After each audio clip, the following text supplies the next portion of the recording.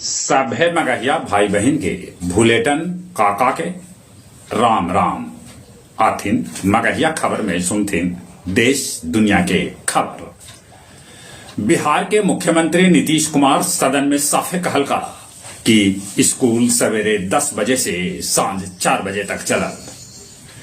चुनाव आयोग से जदयू कहलक कि बिहार में चुनाव 3 चरण में करावल जाए त ओने राजद और कांग्रेस चुनाव आयोग से मांग कैलन कि चुनाव मतपत्र से करावल जाए। नेता विपक्ष तेजस्वी यादव जन विश्वास यात्रा के दौरान कहलन कि राजद खाली माय के न माय बाप दोनों के पार्टी है, माय बाप के वो अर्थ भी समझौलन। स्वामी प्रसाद मौर्य सपा से दिलन इस्तीफा, हो सका है वो नया पार्टी बनौथन। सोनिया गांधी उत्तर प्रदेश छोड़ राजस्थान से राज्यसभा पहुंचलन। बिहार से अलगे अलगे पार्टी के 6 नेता निर्विरोध राज्यसभा लेल निर्वाचित कैल गेलन। मराठा आरक्षण महाराष्ट्र में पास कैल गेल। किसान सभे आज दिल्ली कुछ करे के फेरा में हक। सक्षमता परीक्षा के तारीख 22 तारीख तक बढ़ा देवल गेल। पूर्व मुख्यमंत्री जयललिता के सोना हीरा के 27 किलो जेवर सरकार के जल्दी सौंपल जाए। खालिस्तानी सभे नक्सली से कहलन है कि उ लोग रांची में टेस्ट मैच न होए देथन।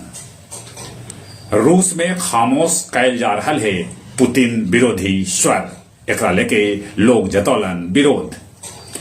रूसी राष्ट्रपति पुतिन उत्तर कोरिया के तानाशाह किम जोंग के रूस निर्मित कार भेंट कैलन। पाकिस्तान के पूर्व प्रधानमंत्री इमरान के पत्नी बुशरा बीबी के रसायन युक्त भोजन देल जा रहल है, ऐसा दावा कैल गेल है।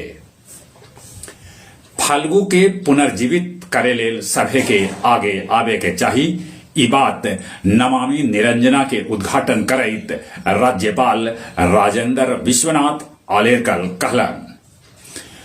बुद्ध के नमन करे अयतन 20 देश के नौसेना अधिकारी। बिट्ठो शरीफ दरगाह पर 5 दिवसीय उर्स मेला शुरू हो गए। अब कुछ खेल के समाचार। आईपीएल के सभे मैच भारत में खेलल जाए।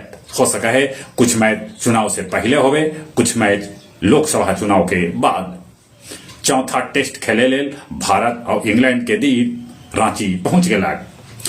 विश्व टेबल टेनिस चैंपियनशिप में भारतीय महिला और पुरुष दोनों टीम नॉकआउट में जगह बना लेलक। जहां तक मौसम के सवाल है, मौसम के मिजाज आज से फिर बिगड़ रहा है। आसमान में आगे लगे बदरी। चलित एक दफा फिर से अपने सभे के भूलेटन काका के राम राम।